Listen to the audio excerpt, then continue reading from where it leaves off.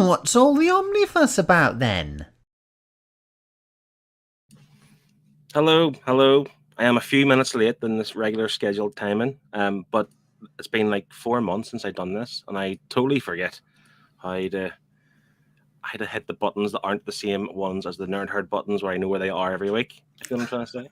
So we're here for another, like I said, end of the month, last Friday of the month show, but it's been absent for 4 months. But hopefully going forward, we do this every Friday, every last Friday of the month.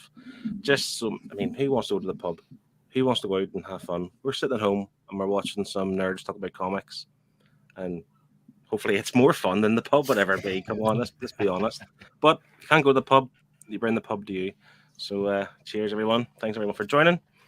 We have a few people who are watching, so don't be shy. Please get in the comments. Let us know who you are. Say hello and jump into the discussion. I am joined this month by my other nerd herder, Martin, at Sonic's Comics.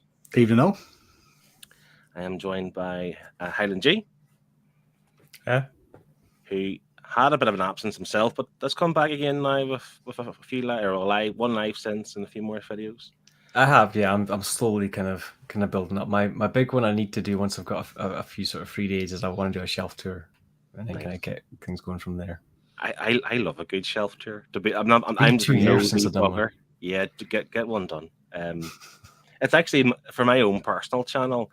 My shelf tour was like the most viewed video I've ever had, and like I think it's like the only one that remains currently. I think there may be more, but that's the one I'm most proud of. Getting rid of your videos, yeah. I really enjoyed what you did in your shelf tour. I kind of want to steal the little bit where you had the books going through all the numbers as you're going through the shelf. See, to be honest, it seems like a big faff. So it was all like still images, and you're just passing, like going through like a presentation or whatever, or we call it montage. Yeah. But like it's not as hard as it really is. As long as you don't lose the order you've done the book on your voiceover, it's totally fine.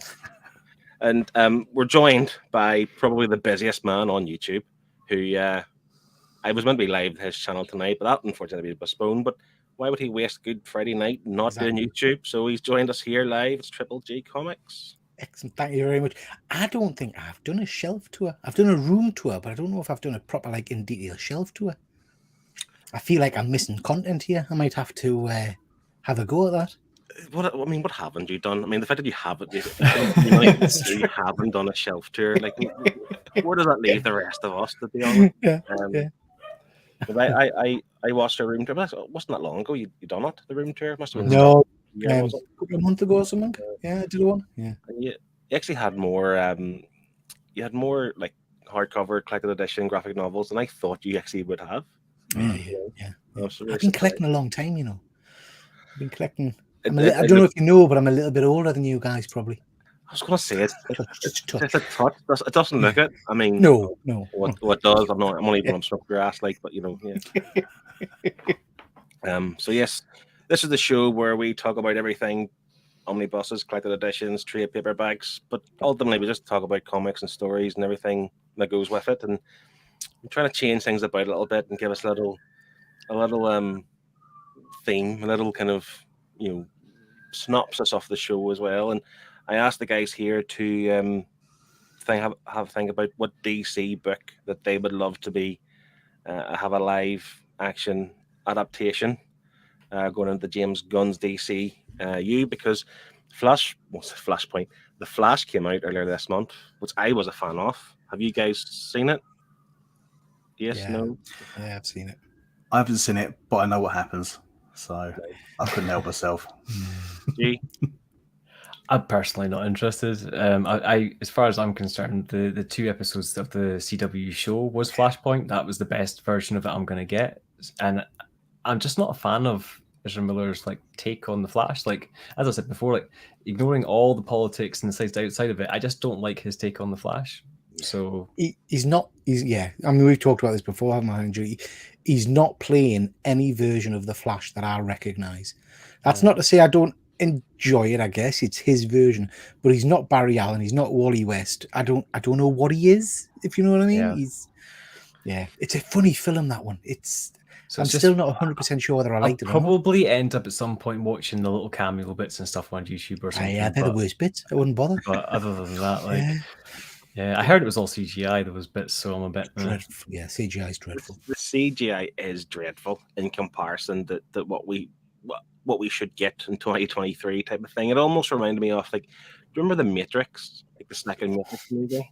Yeah. And it was Neo's like bend. yeah, it was like breakthrough kind of Yeah.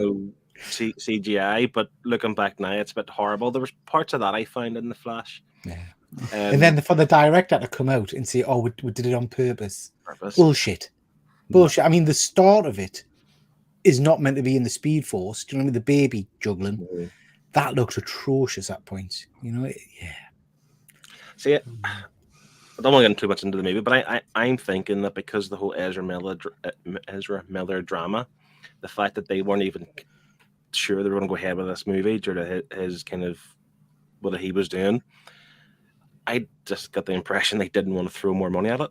So they paid the cheaper rate for the CGI and the special effects and so on. Do you know what the biggest disappointment for me, Phil? And sorry, not to go into spoilers for people.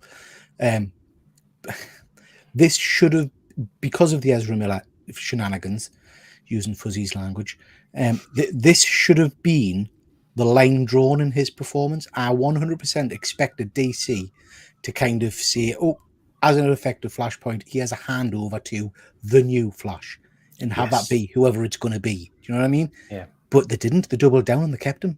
And I think that's a really bizarre decision to make.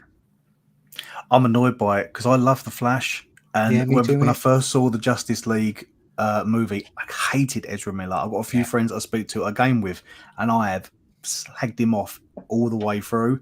And the fact that he's one of the only ones that's staying, it hurts me. Should have handed it over to Grant. He would have done it Yes. because he's done a cracking job. So yeah. I've never actually watched The Flash. You talking about How the dare Flash you. CW show? Yeah, Grant Okay, Gustin. I never watched it. But I remember the crossover they all had. I assume that's what you're referring to, G, where they all came in. Is that Flashpoint?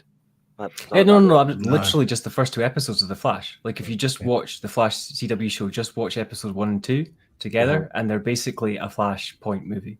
Yeah. Like, that is the start of the series, Well- and that's what sets up everything is kind of going forward. And I think that's somewhat what blew it up as well, because after Green Arrow being a very much Batman clone after a while, the Flash coming in and being so true to the Flash straight off the bat was what made everybody be like, "Oh, this is awesome." Sadly, after season 2 or so, it dwindled, but that first season was just so good. It gets unwatchable now, you mind. When we get to the Flash using his powers to create lightning lightsabers, that's kind of when I started to think, They pushing start it, yeah. pulling at things a lot, because the issue I find is that, and it's kind of happened in the comics as well, is that Barry Allen as the Flash was very limited in what he could actually do, sort of like speed wise. He could just move fast. And he didn't even really have a speed force. It wasn't until we focused on Wally West being the Flash that they delved in and talked about the speed force. Kind of like with Star Wars, they've gone into all the midichlorians and stuff later on.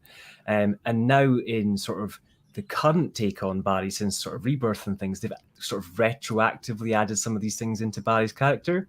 But things like fighting like Savitar and stuff simply were not things in Barry's story. They were part of Wally's story.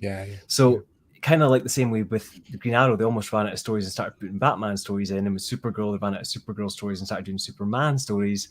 They did the same thing. They did Wally West stories and then just started making stuff up. Yeah. See, you've now named a bunch of characters. That was one of the reasons why I wanted to ask you the question I've asked you. You had homework, and this is why I asked the question, because I've recently kind of had the epiphany or the idea that I know nothing about DC. Like, outside of Batman, I like DC characters I know nothing about. So with the Flash movie, which I enjoyed for what it was, but it's not great. I've never actually read Flashpoint, so I was going to ask Pete how accurate to that is to the Flashpoint. I don't think it's very accurate, to be honest. Obviously, it's not Thomas Wayne, obviously. The basis of it is the same, but that's the same as a lot of Flash stories. He goes back in time to try and fix him and balls it up, basically. So other than that, it's loosely based on it. Like the animated movie, have you seen it? The Flashpoint Paradox. I really enjoyed it. That's my version of Flashpoint. I've never read the book. That's the closest you're going to get to it. Oh, really? That's good. It put me in the mood to watch it again, so I watched it last week. the anime movie. It is it's so good. And Thomas Wayne, he's pretty cool, to be honest. Even though very he goes bad in other books, doesn't he? Is he a villain in other books or other? He's appeared in a few things over time. I think he was just so popular that they kind of like put him into some things, and I think they brought him back in a Flashpoint like future story or something. Yeah. They brought him in recently, haven't they? It was the Button. Was it the Button? I think it was where they introduced. He's in the Button as well. Yeah. I don't think he's a baddie, Phil. I think he's the version of Batman where he doesn't care about killing people. So he's a bit like the Punisher, really. He's a Punisher in a Batman suit, I guess. So let me just check in with who's on the chat tonight before we delve in and we assess your homework, guys. Fuzzy Dunlop is here. Hi, Fuzzy. He's in the wrong place. You're in the right place now. He does say he has 0 collected editions or omnibuses or even hardcovers. He's purely here for the hilarity and the shenanigans. We're trying to tame Pete tonight. Pete Dawson, his own channel, goes off in shenanigans, so we're trying to tame this. ALB0811, howdy fellas, have the missed a life tonight, but we'll catch up tomorrow. Glad the show's back, he's missed it. Thanks. Good stuff. I makes me feel good already. It's only 10 minutes in. Excellent. Rich, Comics versus the World. That's Ethan Gents. And Fuzzy is saying he hasn't seen The Flash either, but I feel like he's seen it twice just from hearing all the discourse around it. Yeah, but that's sometimes the movies are a wee bit controversial, I suppose. There's a lot of opinions out there, and let's face it, Pete's half the internet these days, so it is he's going to I have limited time to go to the cinema these days, so I don't even bother with DC films until they're available to stream. Even the worst MCU movie is better than an average DC movie. Oof. Wow. I do tend to agree, if I'm being brutally honest. The only DC movie that I've actually liked, I like the first Wonder Woman, to be honest. Yeah. It fell off. I didn't actually like, what was the other one? Aquaman. I wasn't fussed on it. I quite enjoyed Aquaman. Second Suicide Squad was good. Enjoyed the second. I loved Aquaman. I thought Aquaman was so close to Jeff Johns' run. It was almost perfect. The only thing that stood out was that 2 of the characters had opposite hair colors to what I expected. But other than that, like the story was actually pretty much perfect. But again, I think that's the whole trick with some of the DC movies. I went into that movie with such low expectation. I didn't expect anything from it. Not overly familiar with the character. I had read the Jeff Johns run, but I thought it was a great yarn, as my granddad would say. And when you got the comic accurate uniform at the end with the proper gold kind of tunic, it was amazing. Yeah, loved. Yeah, I did enjoy Aquaman. The score for that music as well was brilliant. Yeah. To be fair, I did like the movie. I just didn't think it was on par with the Marvel stuff, I should say. Yeah. I like some of the scenes. I remember I was at Mira, and what was the black suited guy, the big helmet, Black Manta. And he had a bit of a fight scene. It was really cool. I liked the moments it had, but again, my own knowledge of DC books is practically non-existent. So that's what we're here to help, hopefully. I think there's an element of that where you see a lot of the films, like even if it's not necessarily 100% accurate, like if you like the character and then they do well with that character, you're going to connect with the movie more. Yeah, and I think that's why for me, the MCU, as it's progressed and it's gone into more unknown characters, if you like, or newer characters, I've kind of fell away, so I would say the lesser Marvel movies in the first couple of sort of maybe like release arcs, if you like, or first few years, are better than the average DC movie. But the average Marvel movie now, no, I wouldn't even go and see half of them. Like, I have no interest in going to see Ant-Man or any of these Marvel's movies, or like, I just don't care. Like, I'm not connected to those characters. I usually wait for it to come on the streaming, because if I wanted Ant-Man, I'd want Hank Pym. I wouldn't want the jokey Ant-Man. Guardians of the Galaxy 3, though, was superb. I really want to see it. I do like Guardians. Guardians stands out and I wish that Guardians didn't have as big an impact on the rest of the tone of the MCU. I wish that it was the funny set and everything else has kept its own tone. Yeah, I can't disagree with you about Ant-Man. The last one was trash as far as I'm concerned. Guardians was very strong. Enjoyed Guardians. But just the Ant-Man. I don't know much about like New Avengers or Young Avengers, whatever it's called, but I feel like they're starting to introduce younger characters. Because what was the girl in Wakanda Forever? Shuri. You know, the other one, the Iron Man suit, or Riri Williams. So they're obviously starting to build a new team. So it's just right to kind of have these kind of characters in somehow and then build them up, if you know what I mean. So that's kind of what I'm taking from it. I'm sure they're building towards Young Avengers because they've introduced most of the main players in the original run of Young Avengers in various shows. You've got I can't remember his name, but the Patriot character, the grandson of the original Captain America. You've got Billy and forgetting his name, Speed from Scarlet Witch's kids. You know, we've got now America Chavez. So she wasn't in the original run, I don't think, of Young Avengers. But we'll get a Kang. You know, we're potentially going to get a Vision in the Vision in the new Vision TV show. So I think they definitely realizing Hawkeye as well. Yeah. It feels like that's what they're building towards. And the cheaper actors, let's be honest, get them in when they're younger. You know. Well, the IP will be probably easier to kind of mess around with as well because it's not as well known. Yeah.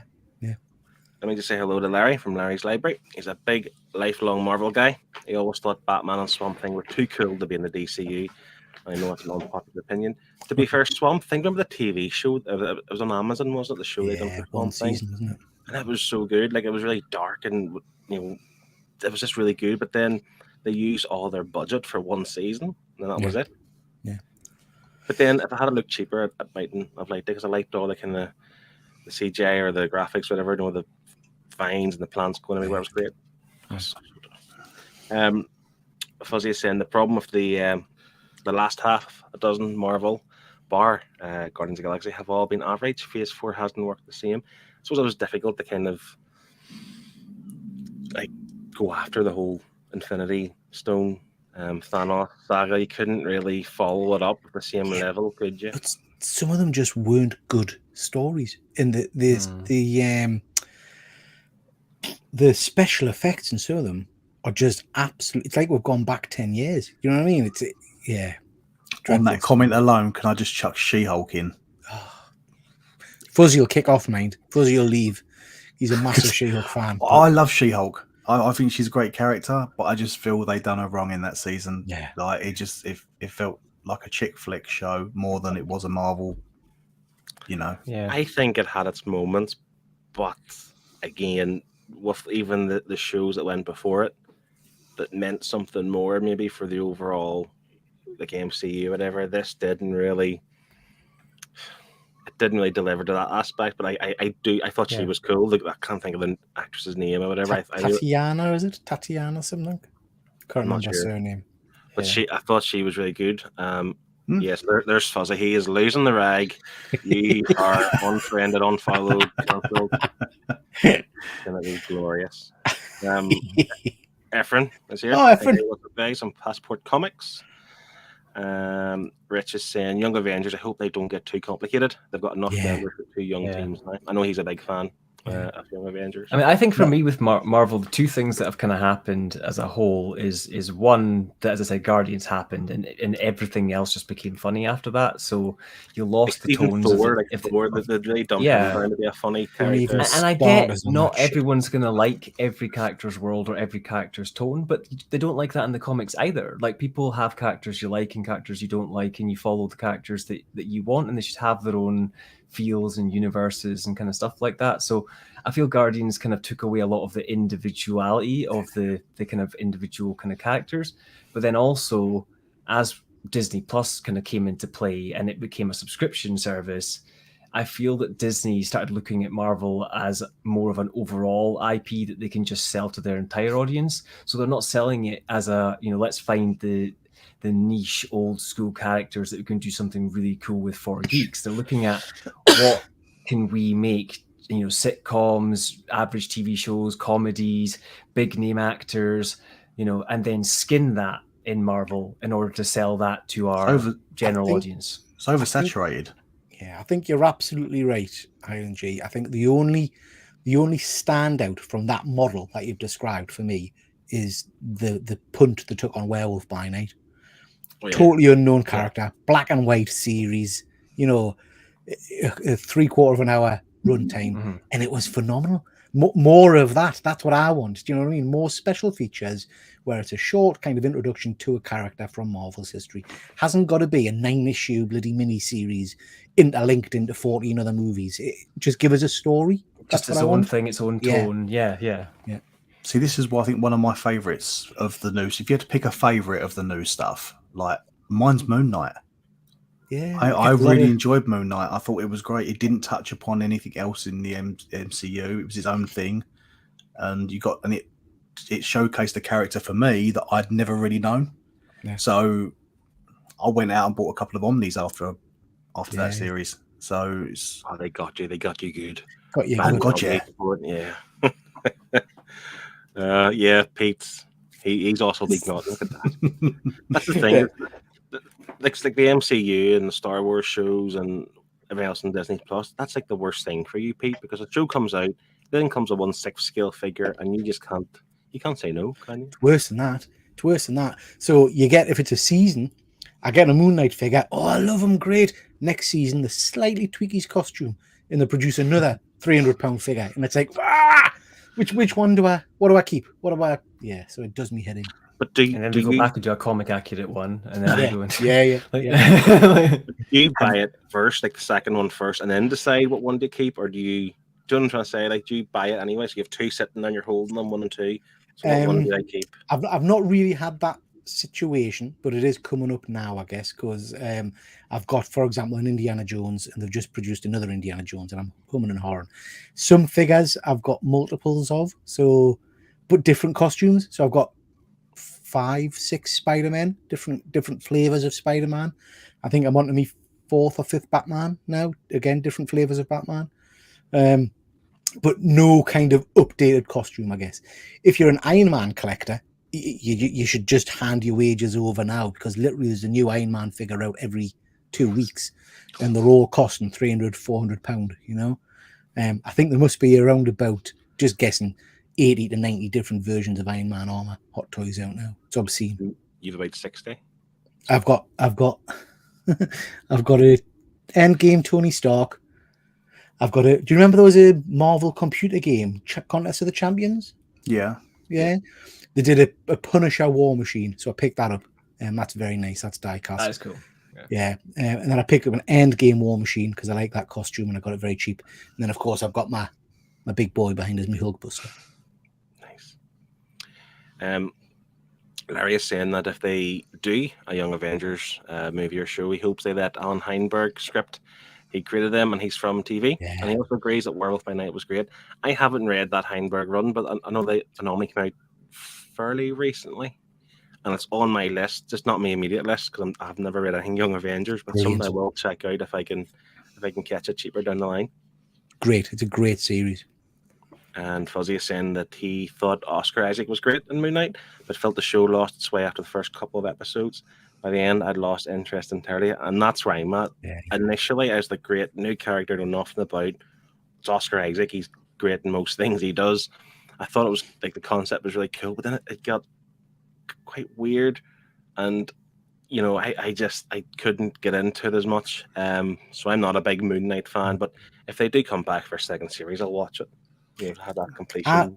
I enjoyed it a lot. I enjoyed the kind of the back and forth, but I get not bored, but I get irritated if I don't know what's happening very quickly. So by 4th episode, and I think they started to really twist it by you kind of thought, oh, he is, you know, imagining it.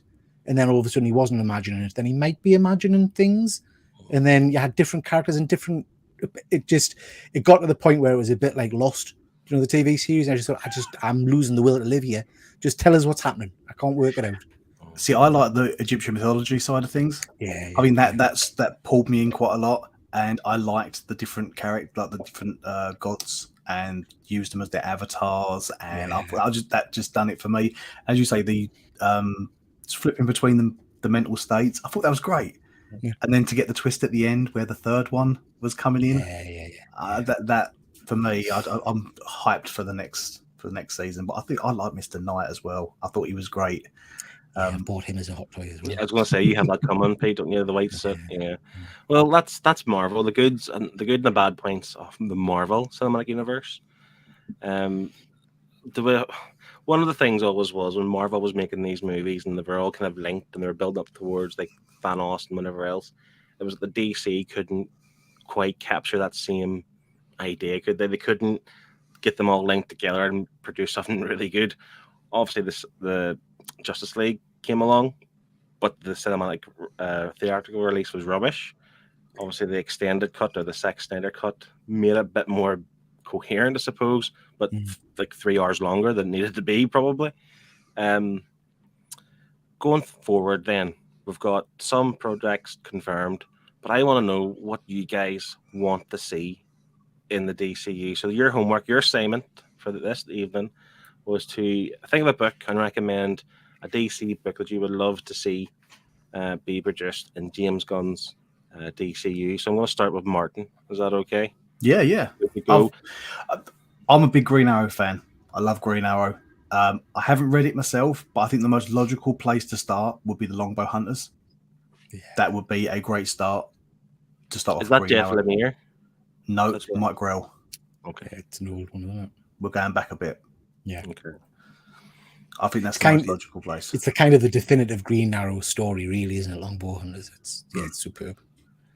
It's a 3-story arc, so it's a free book arc. I think it is. So it's just as a perfect starting place for Green Arrow, especially after the Arrow TV series. I love the Arrow TV series. I will say I'll plug this now. I went to London Film and Comic Con last year, and I actually got to meet the guy who plays Diggle. Oh wow! Yeah, and I got to meet the man himself, Steven. So, I'm a big fan of the Arrow TV series as well. Do you want him to play Green Arrow in the movie? No. Who would be your ideal? I haven't got. I couldn't say. There's. So I want them to do what they've done with Superman. Maybe try someone new, some fresh blood. I feel if you're doing Grells, you need to do an older Green Arrow. Yeah. So let's switch it up a little bit and try something completely new. I love Stephen Amell's interpretation, but I do agree with what G said earlier. They went Batman on him in the end. You had a few characters in Arrow that were very focused on Arrow, on Green Arrow's history, but they flooded it with too much Batman. Like I say, I've never read this, so I'm taking notes. These are stuff I want to read. I want to broaden my DC horizon, so to speak, on books. And Green Arrow, it's always been something that I would never be interested in. And I don't know why. I know he plays a big part in The Dark Knight Returns. Well, I suppose he does play a big part, and that's my number one book of all time. But I've never wanted to look into more Green Arrow books. To be fair, the Kevin Smith original kind of first few issues, Quiver, I think it's called. Yes, that's a pretty good run. That's a decent Green Arrow story. Nice. Well, I did put the question on Instagram as well, and ALB's here. We had 11. He was here in the chat earlier. He asked for the darker Green Arrow based on the Jeff Lemire run, Rich is saying the same thing. Agrees with Martin, but that or go with Lemire's Outsiders War, which I'm assuming is the one that ALB's saying too. I really like the Williamson run as well, the fairly recent one. Literally the one that's it's coming out now, or it's already wrapped up. The one that's just wrapping up. Okay. Or just wrapped up. Benjamin Percy done the Rebirth one. The new one that's just started is Williamson. Okay, so it's not the Williamson, but I haven't read that bit yet. Then it's going to be the Percy run stuff. Yeah, the Percy run's the Rebirth stuff with like run. The Circles of Hell and all that kind of stuff in it. One of the covers you've got in your back wall is one of the new ones from Williamson's run. Yeah, I haven't read that yet though. That's just I've held off. I want to get the issues under the belt first before I start diving into that. So see that the Longbone Hunters then, is that because there's 2 omnibuses, isn't there? Or is there 3? There are, in the first one. Yeah. It's like the intro story. It's like the first 3 issues of the kind of intro story, and then each of the kind of story arcs is kind of driven by a political thing that was going on at the time. So there's like world events going on and Green Arrow stories going on kind of simultaneously. Nice. Pete, you're up. What DC book do you want to see on the live screen? Go to Highland G. I've got 6. So go to Highland G first and see if he gets one of mine, and then I can scratch it You've off my got list. 6. I've got Go another ahead. one as well. Well, I got one? chose, We'll just I've got go one more. We'll go I round. chose an interesting one because partly because I just want a Wally West in the DC universe. Let's get rid of this Barry Allen rubbish that's going on. But I think the best way to do it is the way that they've done it in this comic, which is Titan's Hunt when he returns back at Rebirth. And the really cool thing with the way this comic is done is basically you've got the first 2 or 3 issues where the Titans are all going about and they just feel something's off, something's missing. You don't really know why. And what the artist has actually done is they actually drew all the pencils for Wally being in those scenes and then didn't ink or color them. They basically left them out so that he actually feels missing from the scene deliberately throughout those first 2 or 3 issues. And then when he appears and he's kind of trying to explain himself and stuff, they then kind of have him whizzing about in the background and stuff like that. So they actually show you in the back of the book. It's quite cool. Let's see if I can get a picture of it somewhere in here. Anyway, they show you that they've got the various kind of sections where Wally was in the picture, but then they've taken him out. All right. So what I would like them to do, if they're going to do it as a live action thing, is do exactly that, but in live action. So have a person in a full green morph suit in the scene, being Wally West, and have them, reacting around into that, and do the return of Wally West. But the way that this is done, they question it, they show flashbacks, they explain the story, so you introduce the Titans at the same time. See, I think we're going to get the Titans. We're bound to get the Titans, I think, in some shape. Plus, because I like underdogs. DC's too full of gods. Let's have the underdogs. Yeah, because my thinking is too, like I know they've obviously got Superman coming. There's no mention of Wonder Woman. I know Supergirl's going to have her own movie, but sometimes I do think if they get all like the real super gods, as you're saying, it becomes too hard to do it and make the watcher, the viewer, kind of like invest in it. I feel like you said, even like the Avengers were the underdogs. Captain America was the underdog against Thanos. You know what I mean? It's like your 2 main characters hard. starting the Marvel universe was a guy who built a suit in a cave and a guy who basically got bullied all the time. And they became your key players. Whereas the 2 players that started your DC universe up was, a guy that can fly and is an alien and can take on everything, and a guy that's like super intelligent and has all the wealth in the world. Like that's not really, comparable to an average person. Yeah, because even like Superman, who can basically do everything and anything, he also has a moral code. I don't think that translates well in movies. That's a difficult one to do, I think, because I think it's hard. Although I would love a Super Sons story if they were to do that and kind of take the focus off of Superman. But I'm saying even a younger, like a John Kent, like an experienced hero, doing things incorrectly. Build up to that. Do Super Sons and then have John become the Superman and kind of develop John. That'd be cool. Yeah, Pete. What's your Okay, my first pick. We've seen it all before. We've seen all Superman, Batman, all the rest of it. So I've gone slightly off tangent. First thing I would say about the James Gunn universe, it fills me full of dread. James Gunn and certain, much like Highland G was talking about before, his humor into every single property. So I want something different to that. So amazing storyline. Give us a deceased film. Proper horror in the DC universe. Give us Batman dying in the first half of the film kind of thing. Really kind of go balls to the wall and do a proper scary DC movie. Because that's something the audiences probably haven't seen. We got a taste of it with, what was the film a couple of years back? Where they basically did the tale of Superman crashing on Earth, but going bad. Injustice. I can't remember what it was called. Anybody in the chat remember what that movie was called? It was terrible. It had good points, but it was rubbish. Was it an animated movie? No, I can't remember if James Gunn was actually involved with it. It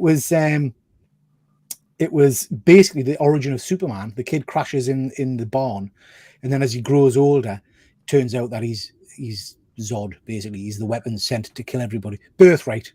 Yeah, I was getting there myself. Yeah.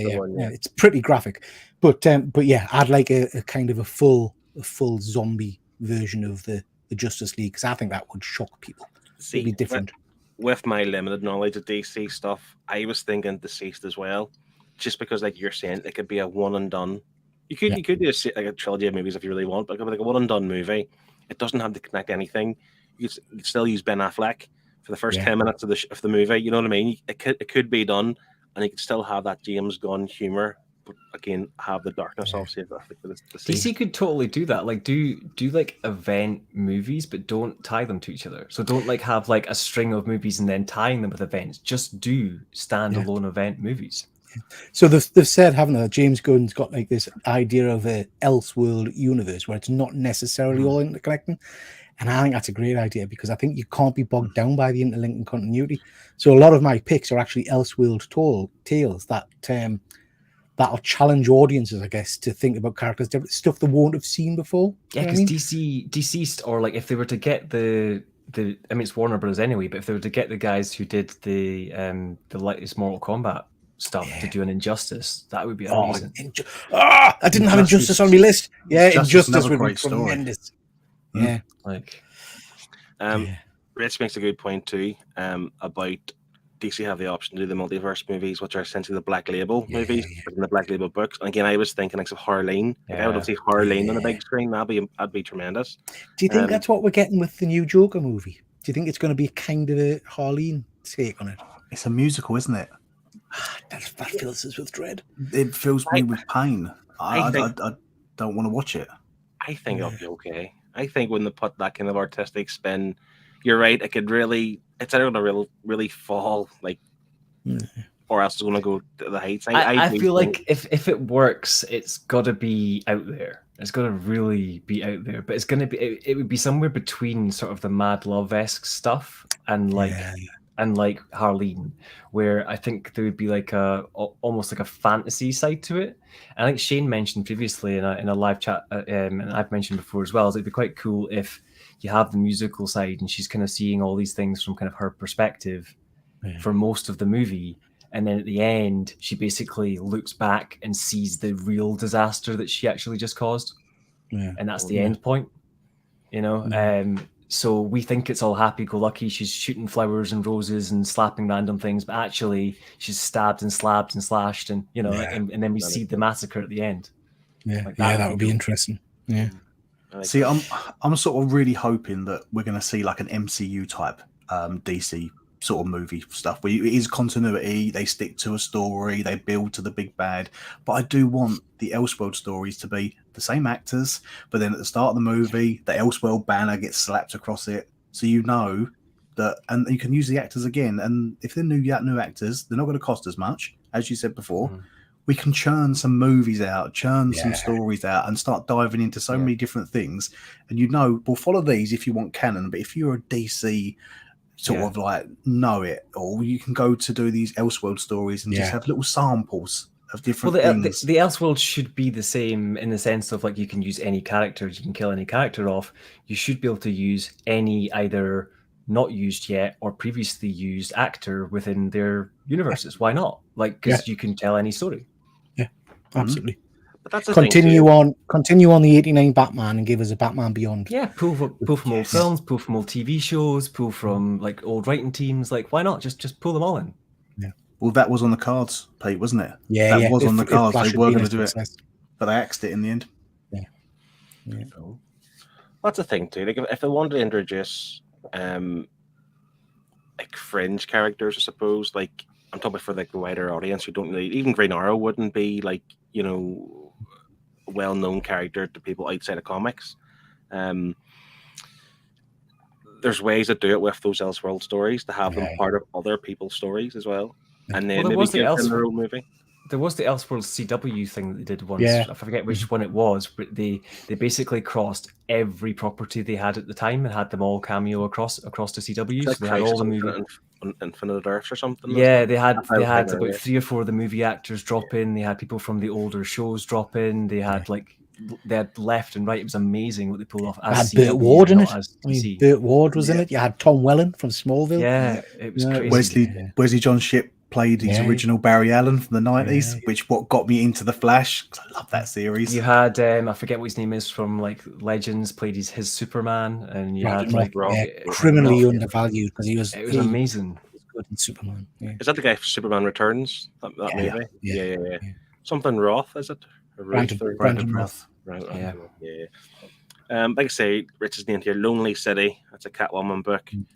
Rogues, which is It's Flash villains. Yeah. yeah, Flash villains, and Dead Earth. Like Dead Earth, I think would be fantastic. But then All Black Label stuff. I don't think you can improve Dead Earth like on Daniel Warren Johnson's art. Do you know what I mean? It's like they never look the same. I'd rather just give me his art in an animated movie. Yeah. I kind of feel like that with some comics. Like some comics are so stylistic that I don't really want to see them in a live action version. Like I felt the same with Paper Girls. Like Paper Girls has a very distinct look and feel about it. So I never watched the show. Not because I thought it would be bad. I just didn't feel that they're going to give me the tone that the comic did. Yeah. To be fair, I watched the first few episodes and the tone kind of matched the tone. I just didn't like it, and then it got cancelled. But to be fair, it wasn't. I like the flat, kind of quite bold 80s colors and yeah. You got that in the show somehow. It's hard to explain. But I've not read the book. So missed that one. We only read volume 1 now for the Nerd Herd, and it didn't blow me away. But I think it's one of those ones that if you read the compendium or something, you read everything in it, you might love it more, obviously, than one volume could really do it justice. I feel it's like Deadly Class. You have to kind of get past that first book, and once you're halfway through the second, you kind of there's no looking back. Yeah. Who's next? Pete, you give yours, yeah. Martin, do you have a second one? See, I don't know a story, but because I'd want an origin story, right? But not a big known character, unless you know DC. I'd love to see a Firestorm movie. Oh yeah. Mm-hmm. I think Firestorm, Ronnie Raymond, it just would be brilliant to see the origin of that being brought together, learning his powers. Would be great, and I think it would transfer to a movie really nicely. The effects and stuff, they could really go all out on it. I don't know who Firestorm is. There we go. The Nuclear Man, superb, very, very distinct looking character, stunning costume, head's on fire. Well, the top of his head's on fire. But yeah, great, interesting story. It's two characters technically, is it not? Yeah. Well, three. Yeah, you've got Jason Rush. Yeah. Two civilians that turn into one hero. So who would have been like the kind of like the run, like the seminal kind of run that you would associate with Firestorm? Who'd be the one that you would look at? Stumped. He's had a few ongoings, but they never seemed to particularly last long. His New 52 run, I don't think was particularly good. I would go for the original, the kind of the first 5 issues or whatever of his origin story, basically. Yeah. This is why I couldn't really picture. I've got the New 52 trades, but I've never dived into the original stuff. And I just know seeing that origin of him and sort of explained on the big screen would, because the character's so cool. They did him in the Flash TV series. I did enjoy the Flash bits, but they changed up who the duels were and messed with it a bit. Yeah.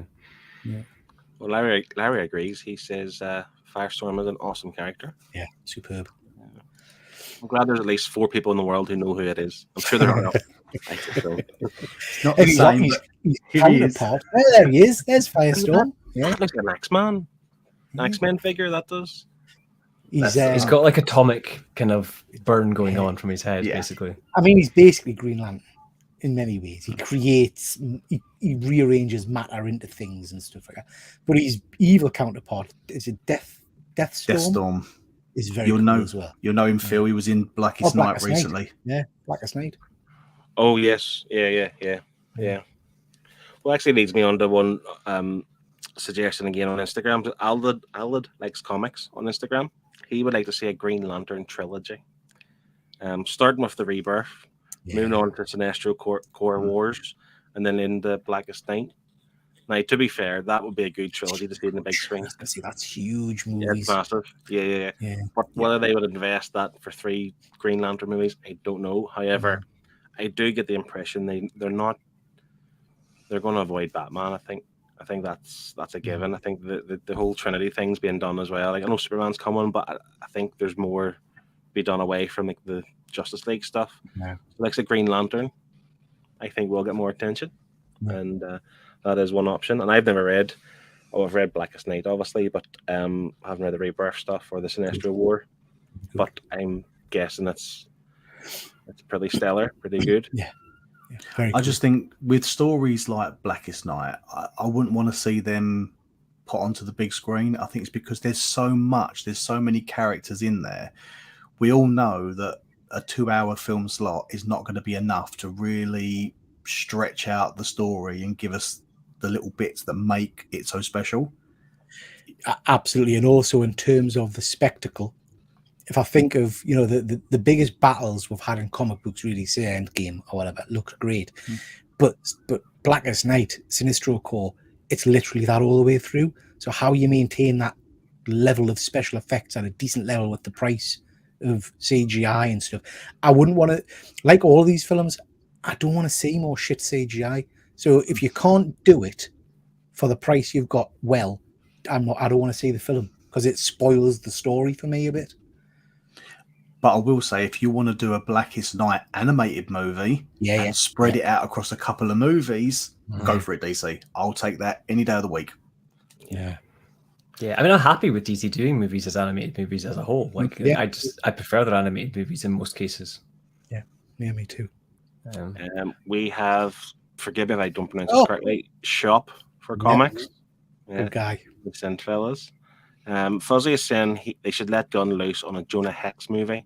He can't do any worse than the last movie. Absolute utter garbage. It was utter mince. What was it? You've hit the big time, Phil. You've had an utter mince from Fuzzy. That's top tier YouTube.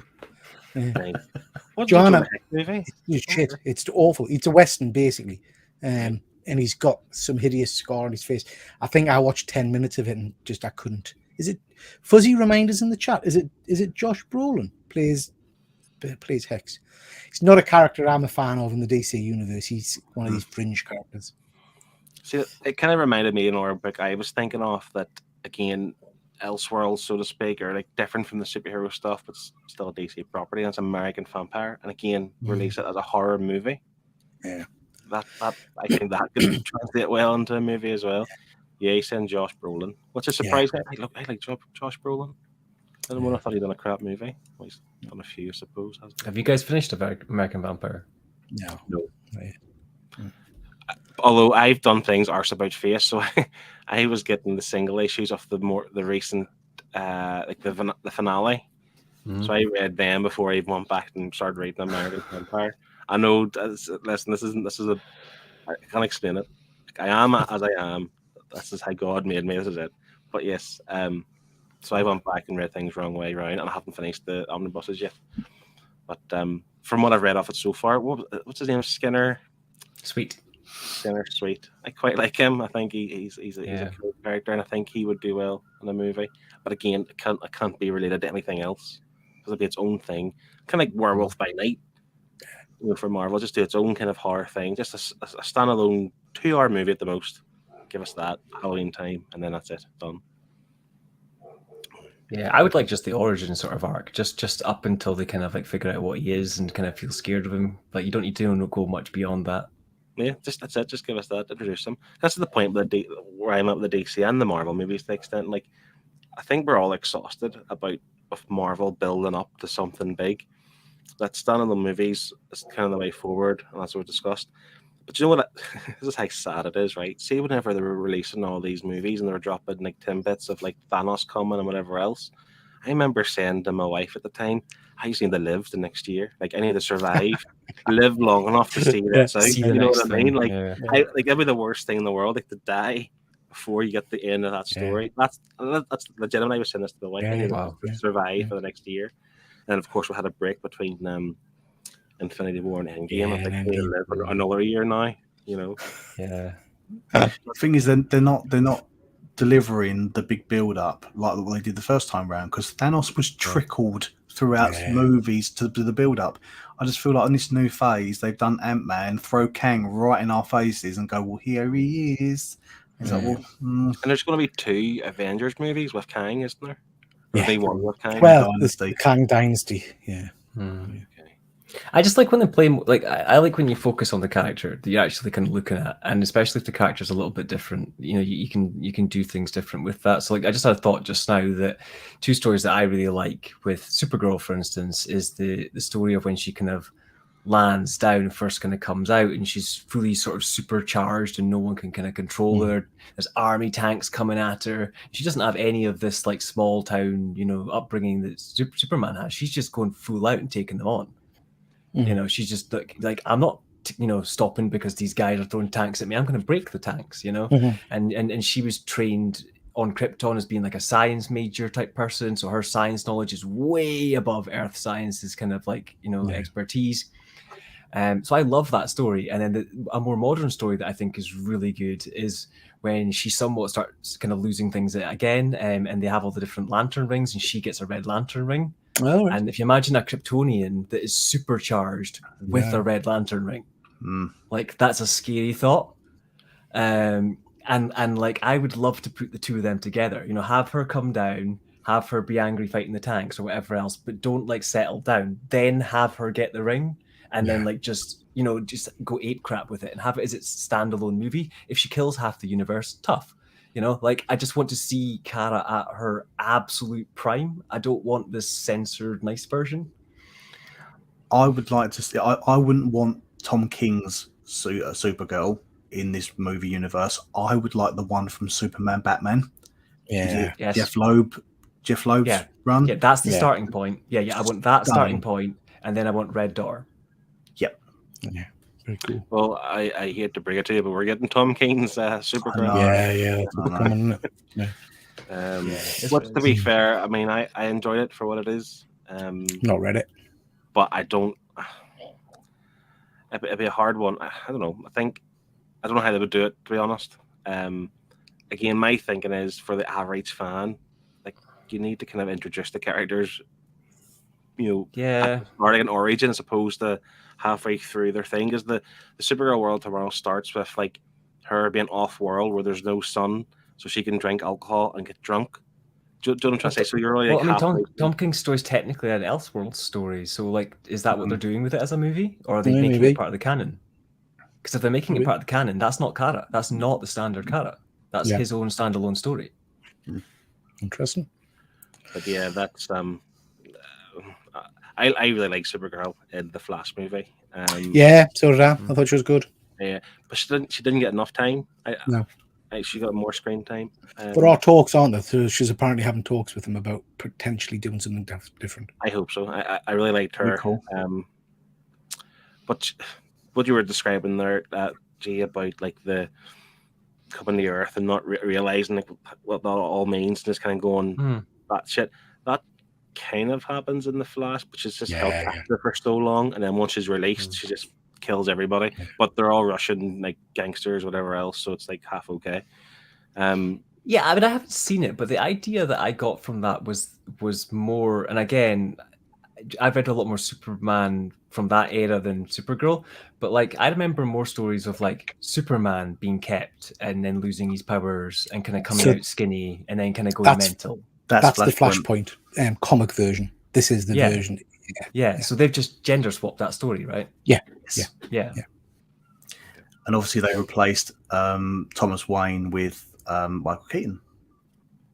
That's Michael Keaton. Yeah.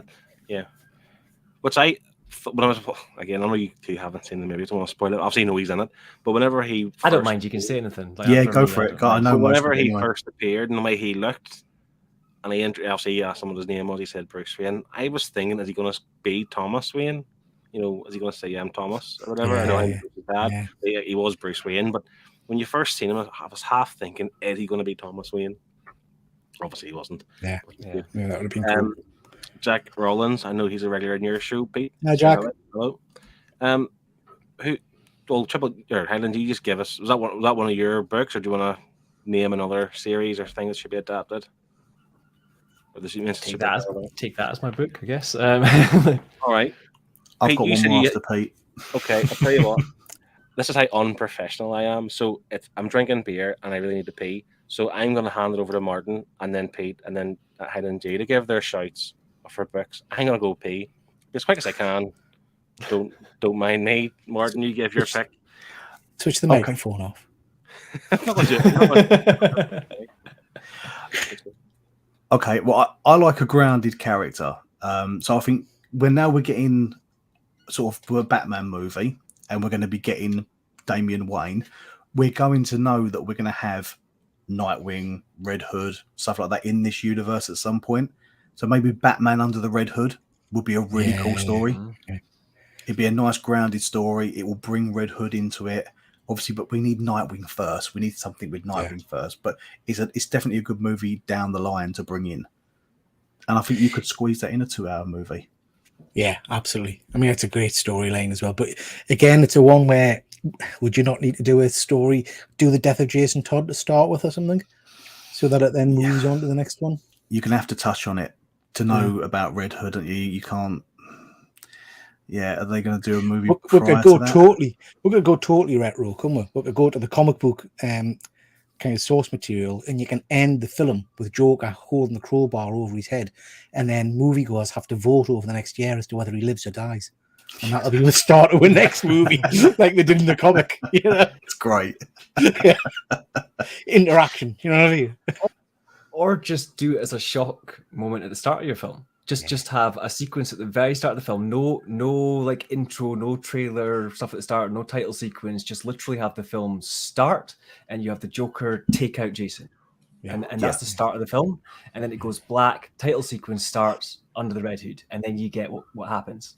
I think to do that, but thinking about the general movie-going audience, you would probably just have to get rid of the whole Jason Todd element. It would just have to be Robin gets killed, because people know who Robin is. Do you know what I mean? And then bring a Robin back later on, perhaps. That makes that comment relevant then, doesn't it? Yeah, they did it quite well in Titans, actually. That was quite a nice start when Jason got killed and, well, potentially. But I think if you want to focus on Red Hood and not focus on Jason Todd Robin, you could just make it a flashback sequence at the start. Like, just do it, like 30 seconds. And then explain in Jason's monologue as the story is going on what actually happened. Yeah. So that was a good pick, Martin. Heard all of it, but just caught the tail end of it there. And Fuzzy saying here, we think of it as geeks, but DC have to think of the wider public who will pay to see these stories and films. I can't see them making any creative choices, which I agree with. And I think that's why the DC animated movies have like a cult following, because as comic geeks, we do watch them because we know they can do the things that they won't do. In the movies. You say that, but then some of the shows done really well. I mean, if you look at like Flash, if you look at Green Arrow, the Stargirl, was that she DC? Yeah, Stargirl did quite well.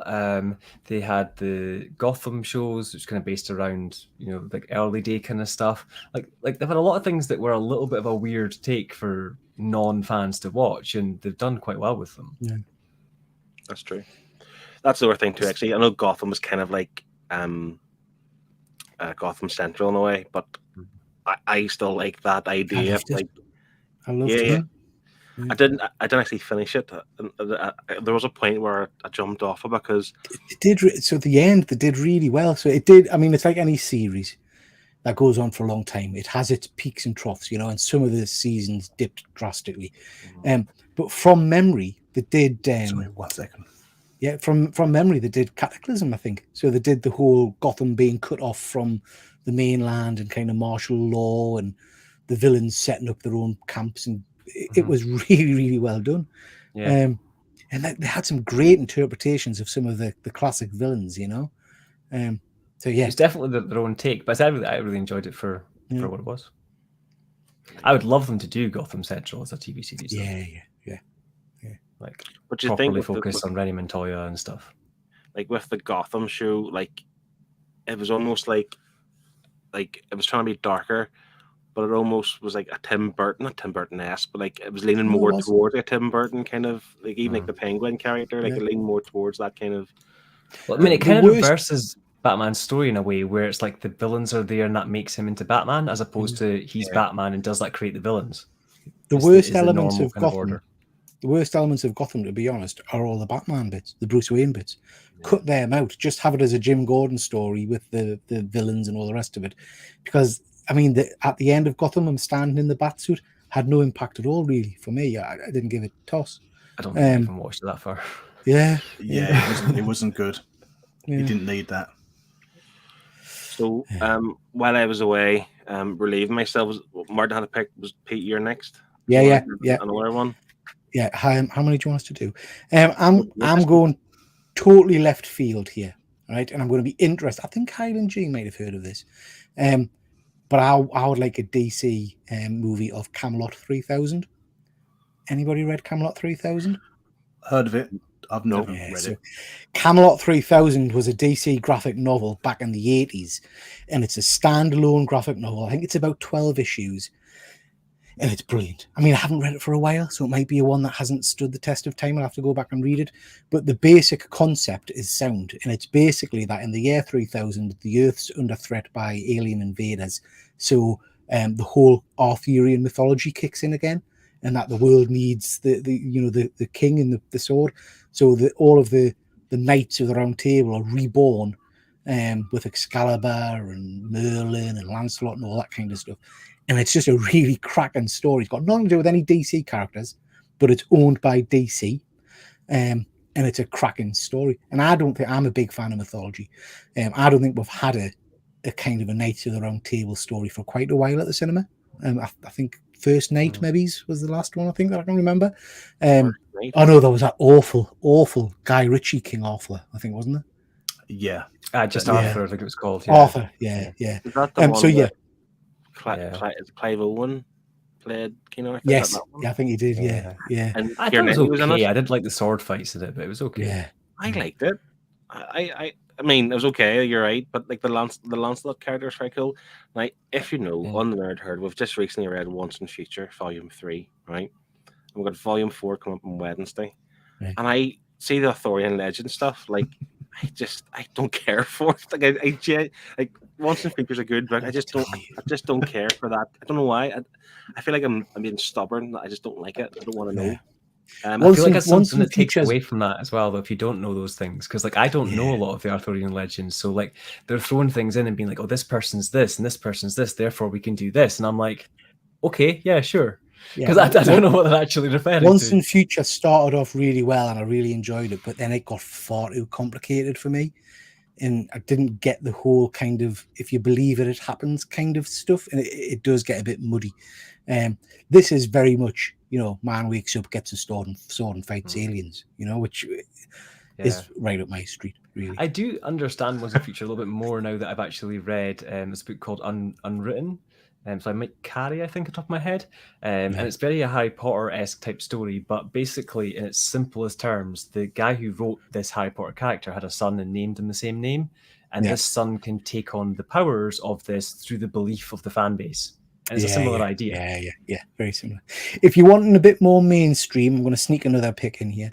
If you're wanting a bit more mainstream, where people will recognize characters, but hopefully it'll intrigue them enough to come and see it, there's a superb Elseworld tale called Speed and Bullets. Anyone read that? I've read that, yeah. Phenomenal. Phenomenal. So this is basically where Kal-El's pod crashes in Gotham City. He's adopted by the Waynes, and he takes the role of Bruce Wayne. So he sees his parents murdered, and he becomes Batman, basically. But it's very, very cool. It's very cool. Sounds excellent. Yeah. DC has a ton of Vertigo titles they haven't used in movies either. Like, we haven't touched on that.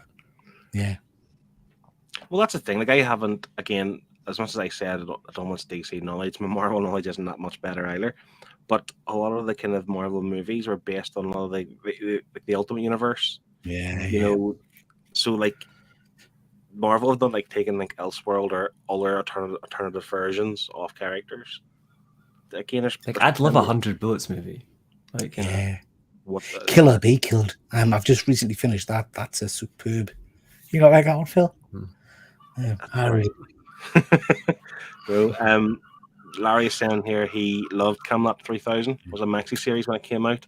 I read them singles and have the hardcover now. They would likely have to update the language and plot involving the gender swap. Yeah. And he's saying Once in the Future is like a dark, flipped version of Camelot 3000. And Jackson, he loved that story, so I think he's referring to the Speed and Bullets. Which, to be fair, now that, again, as an Elseworld idea of it's like Red Sun. Do you ever read Red Sun? Yeah, it's a classic. It was great where he lands in Russia. So, like, if he lands in Gotham, and adopted by the Wayans. That's If you like Elseworlds, there's an entire trilogy. Is the first one Batman Red Rain? Have you read those ones? There's Red Rain, and then there's the dark ones, aren't they? It's more gothic kind of. Yeah, so it's Red Rain and then Bloodstorm, I think. But basically, vampires come to Gotham, so Batman kills the vampires but gets bitten, and that's how kind of the first graphic novel ends, I think. And basically, the entire trilogy is about him being the new vampire, and he's still trying to retain his humanity. But it's just horrible scenes where basically Alfred has to kill him and things like that. It's really good. The artwork's not my style necessarily, but it is quite good. I've seen some of the art, and it's a bit strange. And you're a bit irked because not what you normally think of as Batman, but obviously you say he's a vampire. But I think DC are now starting to improve their deluxe edition hardcover omnibus game, so maybe that's something that can come out. And if it does, I'll look for it because I kind of like the idea of that, vampire version of Batman. Yeah, that's very cool. Great.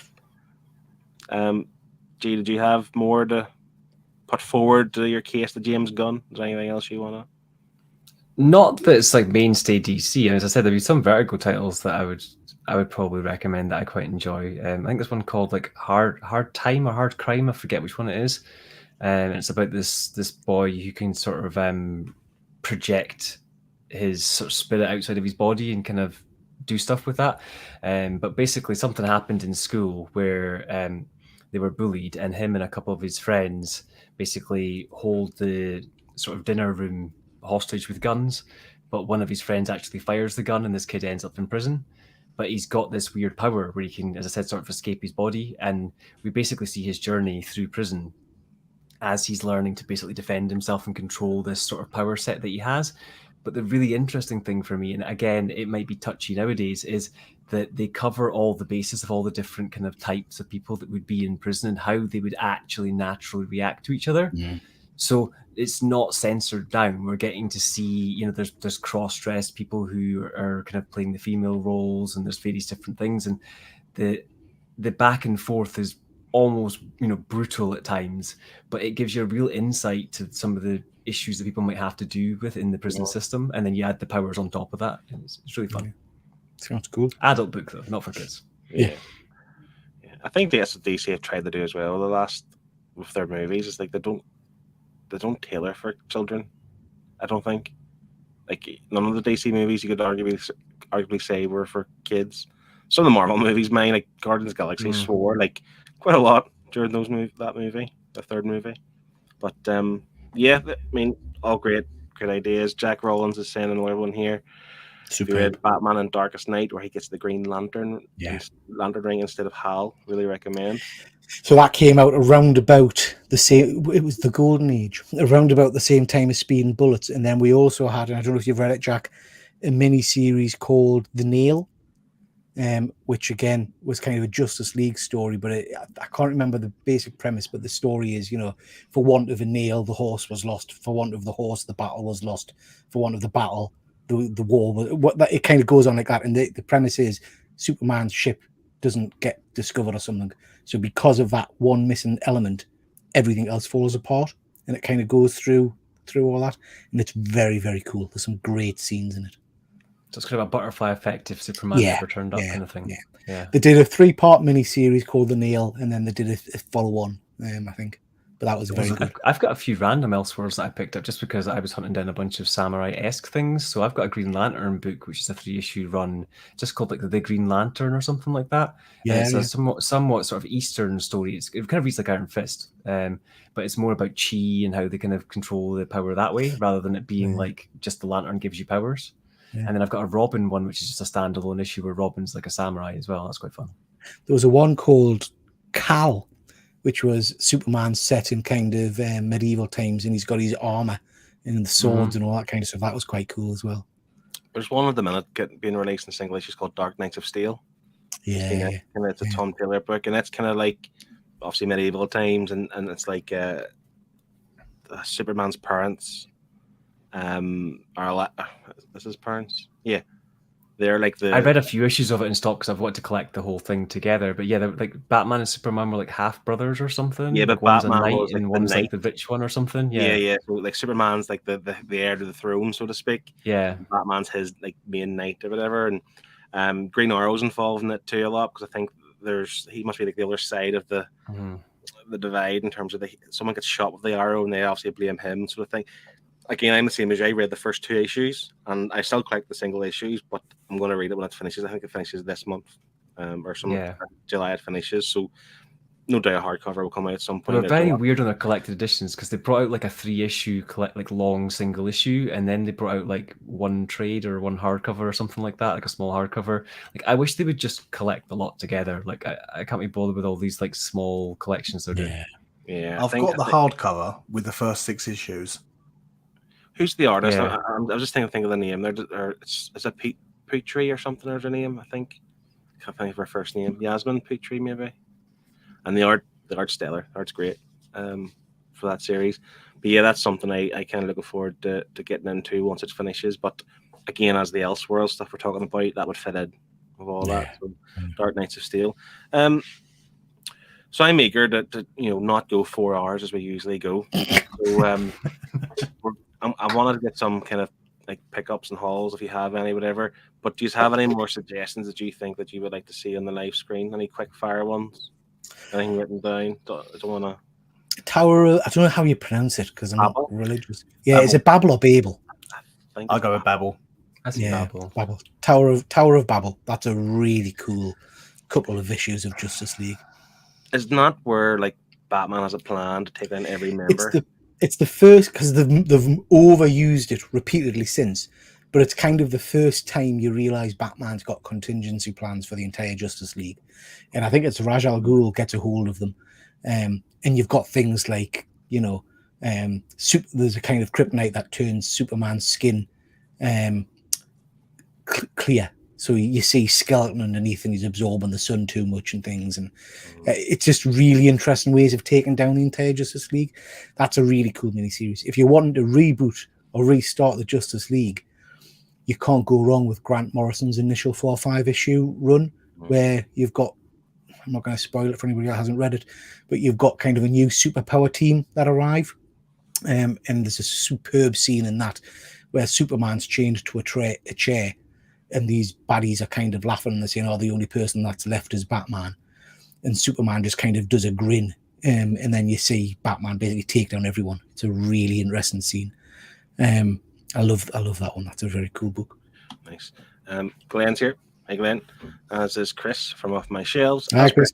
As it is, I think if DC are looking for a big success, they should go with a live action of Dark Knight Returns. Yes, please. Yeah. That would be cool.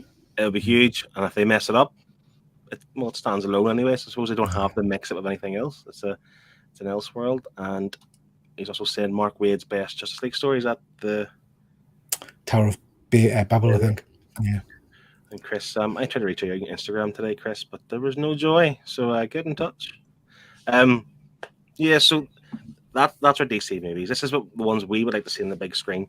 I say we, these guys suggested more than I did because their knowledge of DC is vast compared to my lack of knowledge. Do you guys have anything you've hauled in the month of June that you want to show off? Do you have anything at all? A few bits and bobs. A couple of bits. I'll go first because mine's quite small. Because I've really. That's what I've heard. Yeah. I walked right into that one, didn't I? Yeah. So, even though I own X-Men t-shirts, I'm not a big X-Men fan. I'm struggled to always get into X-Men. So I've got this recently, which is the Dark Phoenix Saga. The Dark Phoenix Saga. So I feel like if I'm going to get into X-Men, I really need to get into like some of the classics. Because I find it hard to get into a new run. Oh, it's dreadful. Doesn't hit the ground running, so to speak. So yeah, Dark Phoenix Saga is one of my pickups this week or this month. I also picked up, knowing nothing about it, apart from the fact that the artist I like and the colorist I like and the writer I like too. And that's Rick Remender's Tokyo Ghost. This is part of the Rick Remender giant generator reprint of all his books coming at the minute. He does this like super deluxe size. Sean Gordon Murphy on art. Hollingsworth. I think it's Matt Hollingsworth. Same guys on the White Knight books, and the art's stellar. Don't know anything about the story. I'm completely gone on blind, but I had to nab it. It's my favorite book of his. Like I really like Deadly Class, but I personally think that's his best work. Nice, good choice then by me. I don't regret it then.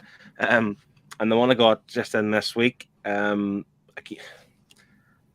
we might not get to my collecting habits like I was planning to, but I'm trying to not buy as many omnibuses off like other people's recommendations. If you know what I'm trying to say, I'm trying to like calm myself. But I want for X23. I got it. Omnibus that came out this week. I mean, she's a female version of Wolverine. Has blades on her feet and her hands. Looks really cool. Comes up. I mean, people do recommend her as a good character, and I think this here, it's not again one of my favorite characters. I could tell you all about that. I think you're one of the ones I may have listened to in the past about X23, but it's not like a long run. There's a lot of miniseries here, like X23 1 to 6, X23 Target X 1 to 6, Fewer Things Dark Wolverine. So it's a bit of a mix match. Yeah, there's a couple of like more sort of origin story arcs, and then there's like the longer run that Marjorie Liu did, if I pronounced that correctly. She's like done the main sort of X23 stuff overall, and then she also did the Dakin Dark Wolverine stuff that crossed over with it. I think Gambit's in there somewhere as well, in a somewhat sort of Future Force type story or something like that. But yeah, I just really like X23's early stuff because again, it was one of those times where there were less kind of dodging topics like the green, the kind of Grell Green Arrow type stuff. Like they covered things a lot more. So, she gets hurt. She's been tortured. She's lost, parents. She's an experiment. There are elements of where she's basically being used as a child prostitute, and there's all sorts of really dark, twisted stuff going on with this character. This is not just a happy Wolverine slaughters people story. There's a lot of depth to Laura. So, yeah, I really highly recommend that book, even if you don't like Wolverine. Yeah, you are one of the ones I think I've mentioned in the past that kind of makes me want to read it. And I have the all new Wolverine book, and there's a series here that says the Wolverine, the Road to Hell, and the all new Wolverine saga. So I feel like they've put that in the end, just a little bit to tie it into that. With that. Yeah. So there's two big omnibuses ready for me to not read. They're both super quick. You could read them in like a couple of days. Challenge accepted. I will have them read by next month's episode. I can't guarantee that. I think literally the day that it came out, I saw somebody on Goodreads like marked it as like 60% read. Oh really? Like yeah, it's a fairly quick read. It's not dense text like you get in a lot of the newer stuff. Yeah. Well, that's my only pickups this month anyway. I just want to catch up some comments before we move on. Claw the Unconquered, R-rated, of course, would make a great film. I don't know what that is. Do you guys aware of? I remember the character, but from a long time ago. I think I can't remember much about them. And Glenn saying about the animated version of Dark Knight Returns was excellent. It really was. That is another great animated movie. Larry saying X23, that Choi art is incredible.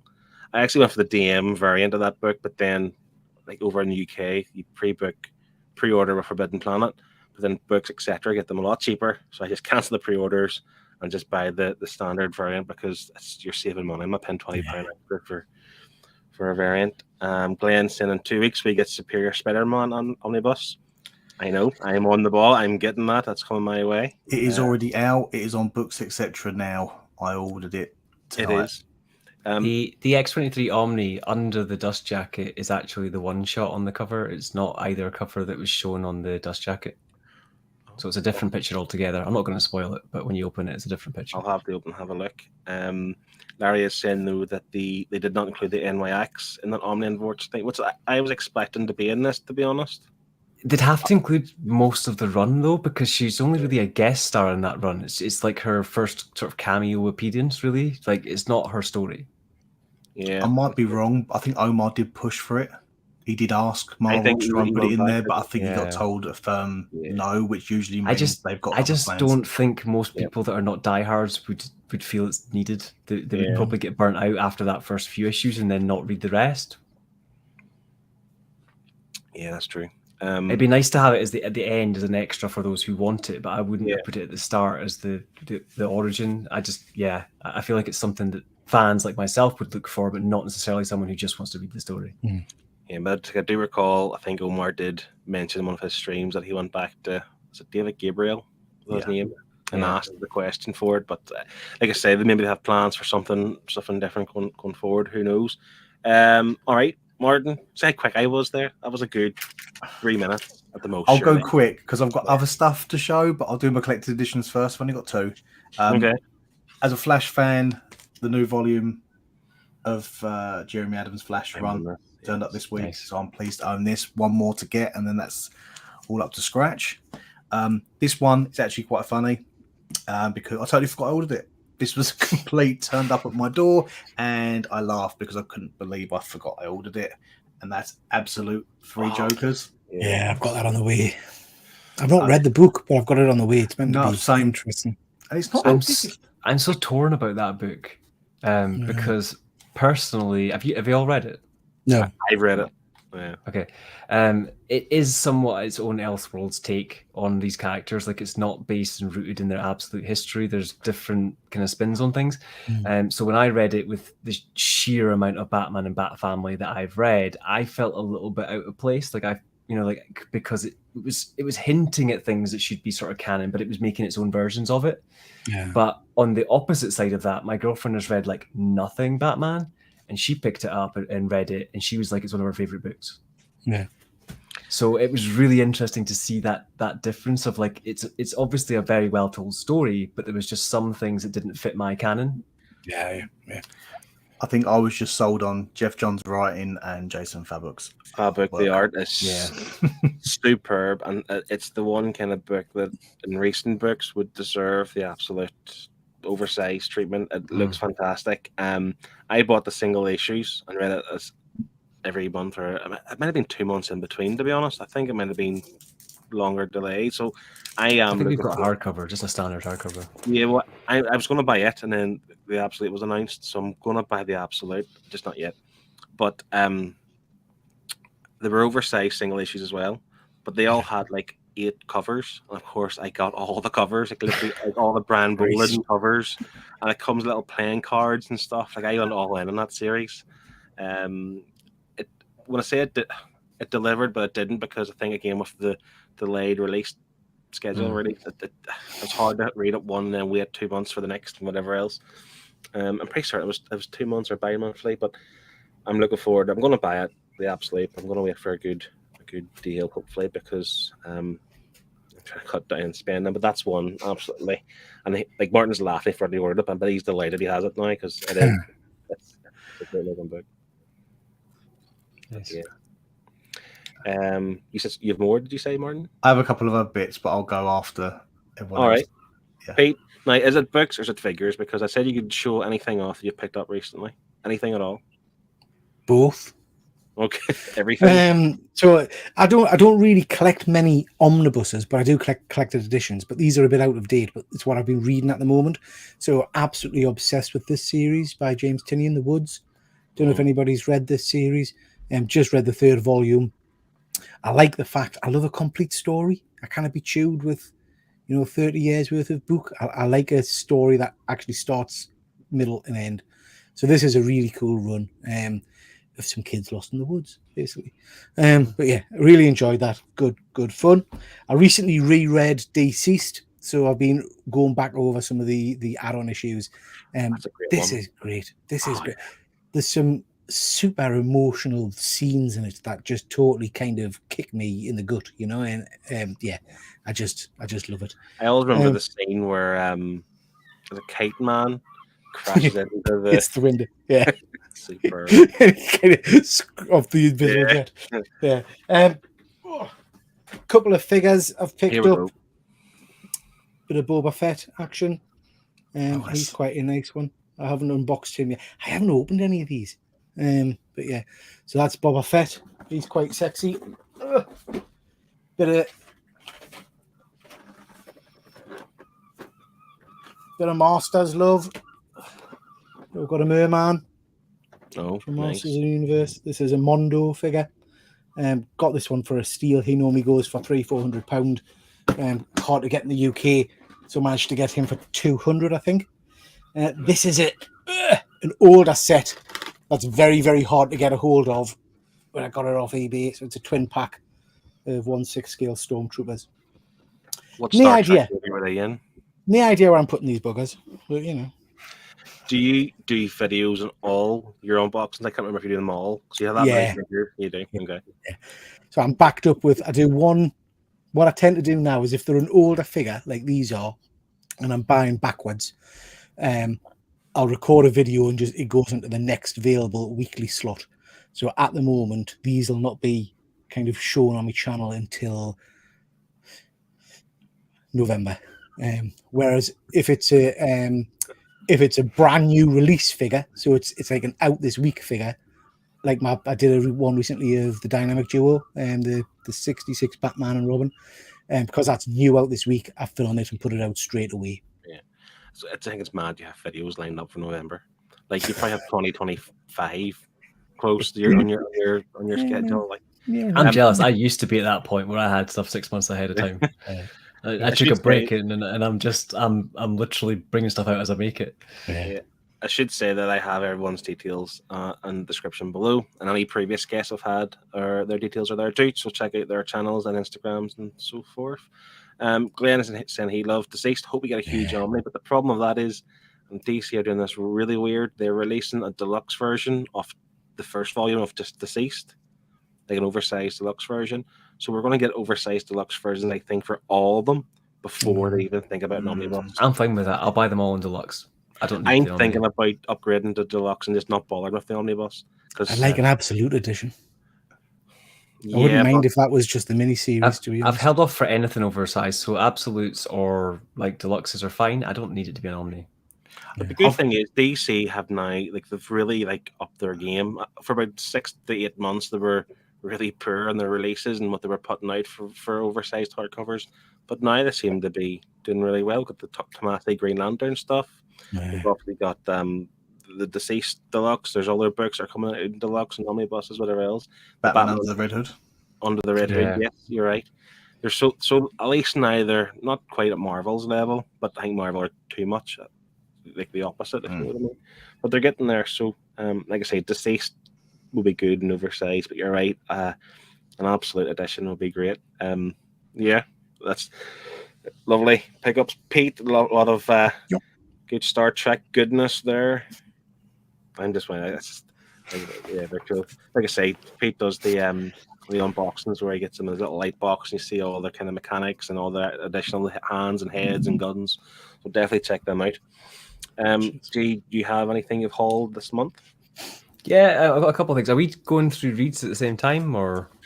I think we'll just do hauls and then we'll just cool. Well, I've just got kind of two little things. That one was a read and one was a haul, but it's basically kind of current stuff.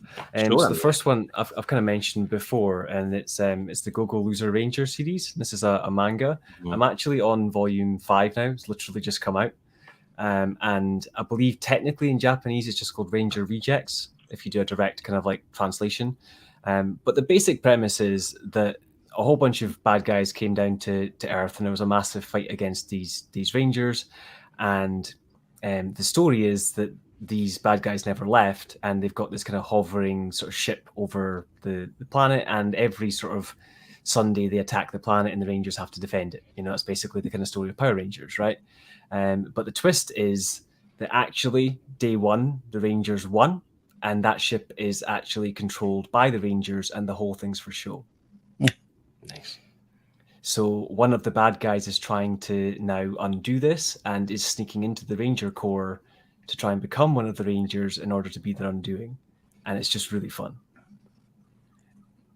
Right. That's cool. That was volume 5, do you say? It's volume 5 they're up to now as far as English release. I believe they're up to volume 9 or something in the Japanese. But they're about maybe £8 or something a volume. So it's like 2 single issues of a comic, if that. Yeah. See, manga's still a thing that, like, I know Chris was watching earlier on. I've spoken to him many times before in the past. Like, there's so many good looking manga, like sounds really interesting. But it's like a hurdle I can't get over. I'm actually, funny enough, the Stitch ones that you had before. Yeah.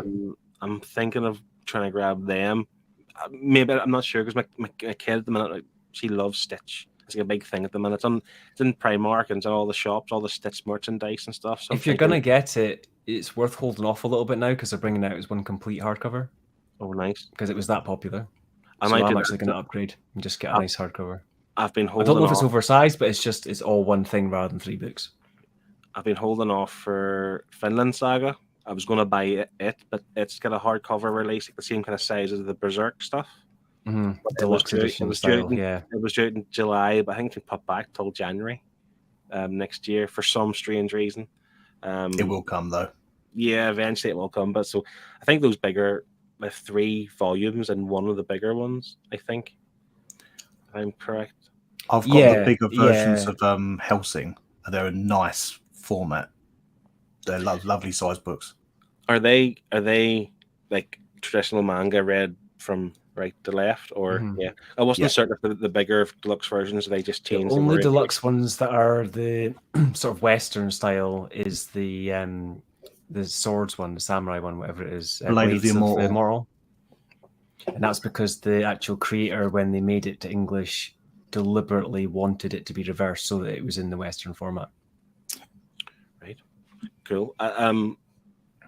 Manga's such a big black hole there. Like, there's so but yeah, I mean, for me, I treat it more as manga is simply a comic in black and white. So what am I interested in that I want to read? If I'm interested in, I'm reading Power Rangers from Boom, well, what's the difference between Power Rangers and Boom from reading this in manga? Nothing, just it's in black and white. So like, I'm not going in like crazily going off from what I'm reading in comics. I'm reading samurai books in comics, I'm reading samurai books in manga. You know, the only one that I've read that's a manga like specific thing is like it's like The Girl from the Other Side or something like that. It's been like collected as 3 or 4 hardcovers, and it's about this. Basically, it's about sort of good and bad, and there's this town who has the light people, and then the people outside of the town are the sort of dark, demonic kind of monster type people. And it's not supposed to be a comment on race; it's supposed to be a comment on light and dark, as in good and bad. But the question is basically, are they good or are they bad, and who decided what was what, kind of thing. And they tell this through the story of this one little girl that's left the village and meets one of these dark creatures, and they kind of meet and converse, and she doesn't get tainted by them and kind of stuff like that. So it's more of a slice of life story. But I just picked it up because it was like deluxe edition. We're going to bring this thing out. It's a long kind of awaited series. So I was like, yeah, I'll give it a go. And I've read the first 3, I think, of the 4 hardcovers, and I've really enjoyed it so far. But that's the only one that's probably like more like specifically a manga title, whereas most stuff I read could just as easily be a Western comic. You know, I'm not reading like, you know, love romance novels or something like that. I'm reading just, you know, Power Rangers or Samurais or whatever the case may be. And then speaking of which, this book that I picked up a while ago and kind of showed yourself, Phil, that I got from Forbidden Planet for a $5. This has like the first 4 volumes of the samurai story in it, and then there was 2 separate volumes that came out after that as sort of trade paperbacks in English, which Forbidden Planet also currently have as a $5 if you want to kind of continue the run on a little bit. So they're not hardcovers, but it's just the next 2 volumes, and they're £5 as paperbacks that you can kind of get. But I enjoyed it so much that this is what spawned me to start picking up the really basic German comics called Kist, so that I could learn some German, because this story didn't get continued through in English, and they've completed the entire thing in German. So I picked up the German ones. And when you compare this to this, wow, look at that. It's significant, and I think you mentioned this in your whole video about amazing banned German books. Like you have German, you done German in school, am I correct? Yeah, I did German all the way through academy, so like I have a rough understanding of, like, I can't speak it, but I know rough basic German.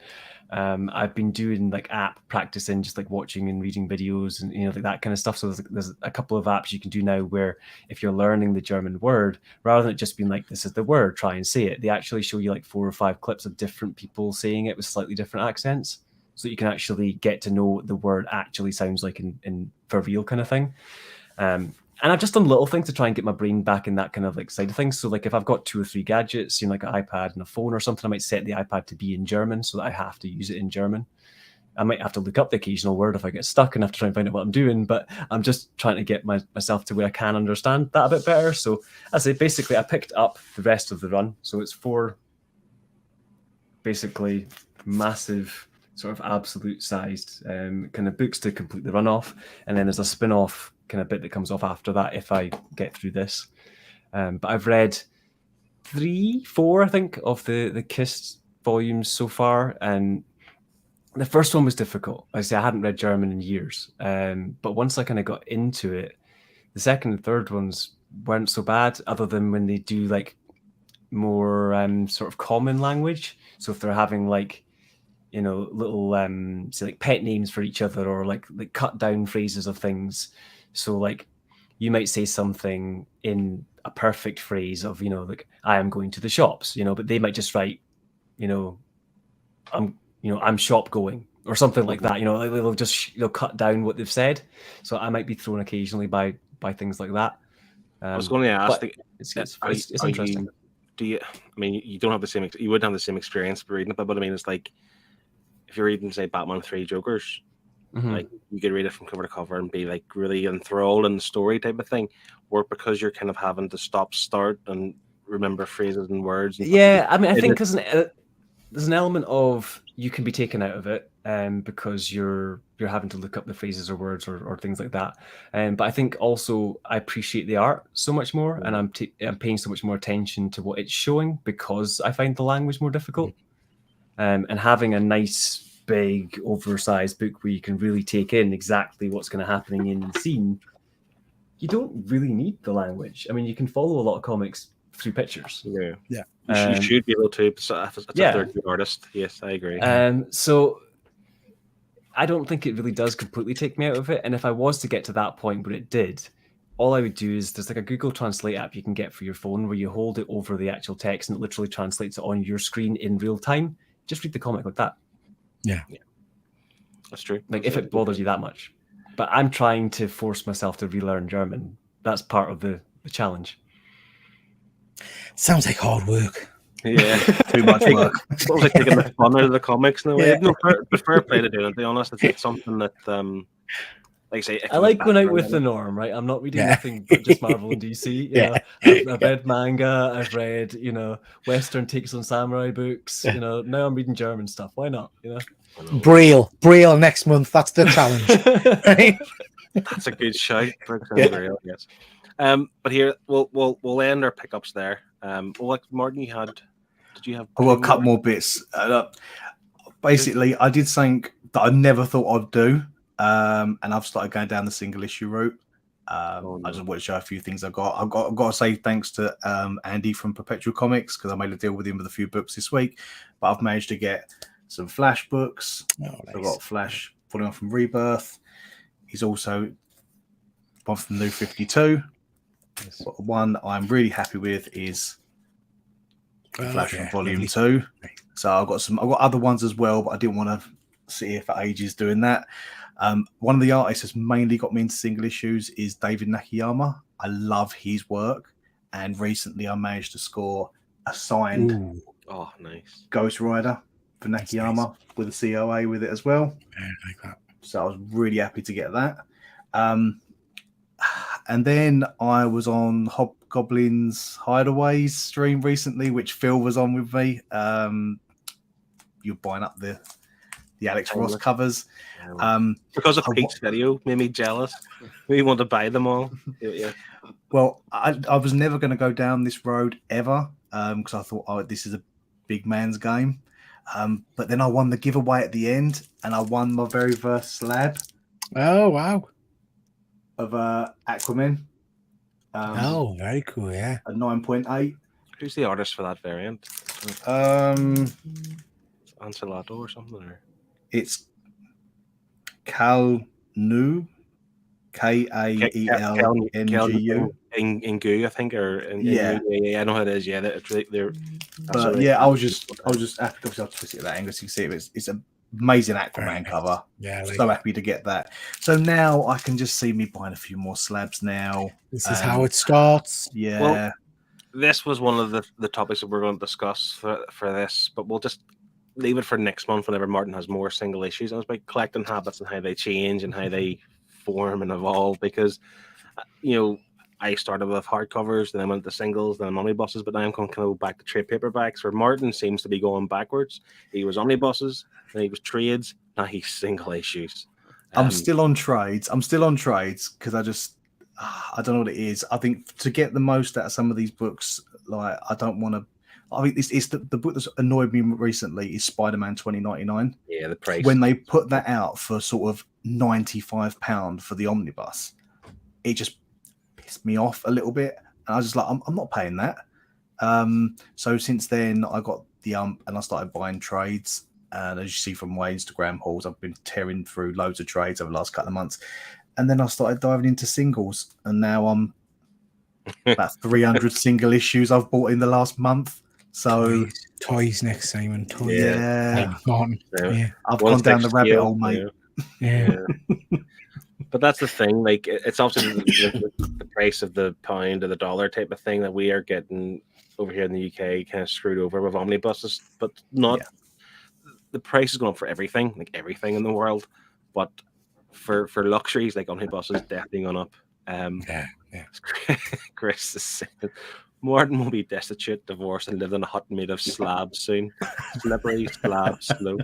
Yeah. But yeah, that's the thing. Like, I was not for $29.99, but some of the omnibus prices are just stupid high. Yeah. And even the kind of go-tos like books, etc., they were high. Like, they weren't any cheap. Like, do you know what I mean? We're getting let down that respect. So that's kind of why I've kind of held off buying as many omnibuses these days, and I am buying more trades as well. But the difference is that, like, trades are easier to read, and I'm reading more than I was with the omnibuses. So, that's our pickups. Martin's wanted a dark hole. Pete done that years ago, and then Highland G's learning German. What world we live I have in. a whole bunch of singles as well, but I just buy them for the wall. I'm not necessarily buying them for reading. They're just images to go on my wall. Because Pete had this video, I wanted the Alex Ross Timeless variants for a while, and then Pete had this video last week where you bought them all, one by Go from someone from the US, wasn't it? Yeah. Look at that cover, it's class. I love it. Nice. Yeah. So like, I picked this up recently, just found it in the comic shop, and I just thought it was super classic. Yeah. But that's the thing. I get to this point now where I want to put more covers on display, like movie magnetic cases. And I thought the Timeless ones would be a good place to start. But like I say, I wasn't going to until I seen Pete's video. I was like, I need to have them. I need to have them all. And to be fair, you can get the villain ones, the more recent ones, no problem. But it's the hero ones. Oh, they're hard to get. They're harder to get. And I think I got a bargain because, again, Whatnot is dangerous. And I was on Whatnot and I bought was it the Black Panther variant? And I think I got it for a bargain because I missed all the commotion, but I got it for £3. I think they were expected to go for 20, or they wanted to start the price slightly higher. And I was like, yep, I'll take that bargain. Fair enough. So yeah. Well, I pulled you into Whatnot, Phil, and how much did you spend on your first stream? 50 something. I've been on every stream since, and I'm looking. I'm only window shopping, and I'm bidding on some things, but I need to really stop myself. I started off looking small. for anything specific. Like, you're better to, like, if you've got something you're looking for, that's one thing. If you're just browsing and buying anything, that's dangerous. No, that doesn't work. Focusing on something doesn't work because it just expands. I originally started with just Green Arrow and Flash, and that's where I was going to go, getting keys and variants. I am now getting anything that's a female cover. Thank you, Glenn, if you're in the chat. This is your fault because Glenn's Instagram has put me into the female covers. So I'm pretty much getting anything Harley, Black Cat. But that's a huge span. I meant like, if you were watching a specific auction, I would go to that auction and be like, okay, I'm looking for Dan Mora Titan covers. And if I don't see Dan Mora Titan covers, I don't buy anything. That's what I've come to the auction for. No, but regardless if I see something else I like. It don't. If they don't have Dan Mora Titan covers, they'll have something else. Like, oh, that's nice. Yeah, but you have to tell you have to control it. It's the same thing with, like, if I bid something on eBay. Like, I go into eBay, look at the thing I want, I place the one bid, and I never look at eBay till the auction's over. Yeah. To be fair, like that. Is this control you talk of? What are you? I know. What's help I us Like, think out. I'm not referring competing to with someone else. willpower. I'm bidding what I'm willing to pay, and that's it. Like I have if no you get into a willpower. fluster of competing with someone else, again, you're not paying what you want to pay. You're then. But I'm competing with winning. someone. I'll win. That's I mean, the person who's selling it wins. yeah. That's it. That's it. I have to admit, when Like- on some of the whatnot stuff, I do check what there is in the auction, and if there are things I like, I usually hit up eBay and see what the going sort of price is. And if it Yeah. sort of starts escalating to silly prices, I tap out. And I think there's going to be another stream, or I can find it on eBay or something like that, where I can find it. But there's some books that I've picked up for £2 or £3, and then I've gone to a stream the following day, and someone's bidding like £17, £18 for it. So you've got to play the field a little bit with certain people. But yeah, whatnot is amazing, but it also is very dangerous. Very dangerous. But like I say, that Hobgoblin Hideaway stream, I was only there for the Alex Ross Timeless until he showed Laura Kinney, X23, David Nakayama cover, Virgin. I think it was a Virgin cover. Might not have been the Virgin cover. Can't remember. And I had to buy it too, and it was the more expensive one. But, Don't worry, I took a Carnage DNA cover Virgin as well. There's just so many nice. So that's the things. one that actually does start costing me a little bit. Is I'll go in looking for a specific cover. So I'll be like, oh, I want the Dan Mora 2 covers where it's like Robin and Batgirl, and then it's Nightwing and Batgirl. And I'm like, right, that's the 2 that I want. I just want those two kind of covers. And then like I'll look at them and I'll be like, but there's a foil card version. Yes. You know, This is where I go wrong. This is where I go, and I look at my app of what's available, and I'm like, right, I like this cover. This is the variant I'm going for. Well, hang on a minute, I like this variant, and this variant, and this variant. I did now that I've got on 10 the books. latest Power Girl one. I bought the Power Girl one. That's the foil. Yeah, Yes. Yeah, I've got the neck. I originally went right. I'm just buying the Art Germ cover. I'll buy the standard one. That's a reasonable price. I've now bought the foil version. I bought the Nakayama cover, and I've bought the Nakayama foil. Yeah. No, I just bought the foil one, but still, even then, that wasn't that cheap. Yeah, I've got that one as well. Recently. I don't know who the artist on that is, but that's the first appearance of Trinity, Wonder Woman's daughter. So that's quite nice. I picked that one up as well. I think I picked about 3 or 4 other covers as well. I said I wouldn't go down the whole. I want that Patrick variant. Gleason one. Yeah. Oh no! Wow. Yeah. It's a great comic book, great series. This is the thing. Peter's figure fits till November. The sensible control discussion time has passed. There's no point telling us that we're too far gone. But Lost cause. We're lost exactly. I'm going to wrap it up there, guys. Thanks very much for the guys who've been in the chat. It's been great. If you're watching Rewind, comment below what kind of DC books you think should be made, or would you like to see made into movies. Titans Hunt, whatever. Great. Blackest Night, Speeding Bullets, all some great suggestions. So, and if they guys here have suggested books that you have or have not read, let us know. Are they worth picking up? I have them written down here, and I'm going to plan to pick them all up, or at least read them in some shape or form. So yeah, thanks for joining us. I'm just trying to remember how to do this. Oh yeah, there's the buy button. I'll see you next month, hopefully, and I'll try and be more prepared and give everyone good notice that we're going live and this is the topics. So see you next month. Thanks a lot.